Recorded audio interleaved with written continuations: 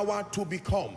Both riches and honor come from thee, and thou reignest over them. It says, and in thy hand is what?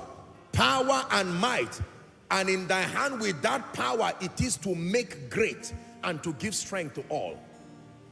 When the Lord opened my eyes to see this, I was really surprised. The operation of this power is most visibly seen in salvation, transformation, or having a sound mind, healing, the healing ministry, and the manifestation of prophetic words.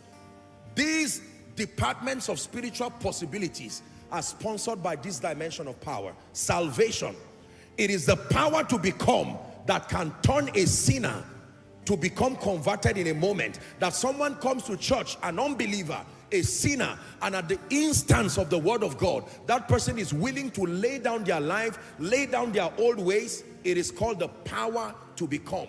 In the case of salvation, to become sons of God. But it's also the power that turns a student into a master. It is the power that turns weak to strong.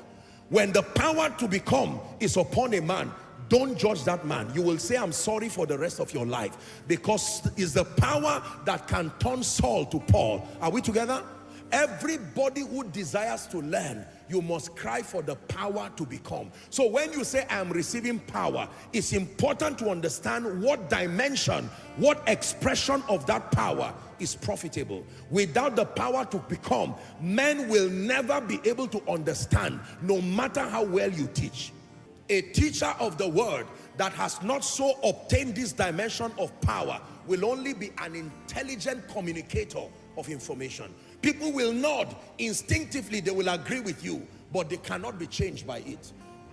Have you seen people like that? You sit under such an intense atmosphere of oratory, masters at communicating words, but you cannot fish a sizable enough people who are transformed by that word.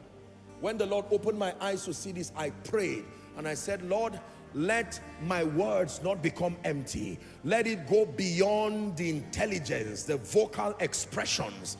This is what happens to you when you listen to me. It's beyond a lecture. You are under the influence of the power to become. Power to become. It can change a man in India, regardless your culture. It can change a man in Saudi Arabia. It does not factor the weight of the impact that culture has had on your mind. Under the influence, you can turn anyone. Teachers need this in secondary schools. Teachers need this to change society. It is also the power that transforms societies. You lock up people in the prison. If they do not have the power to become, bring them out, they will go back again. It is the power to become.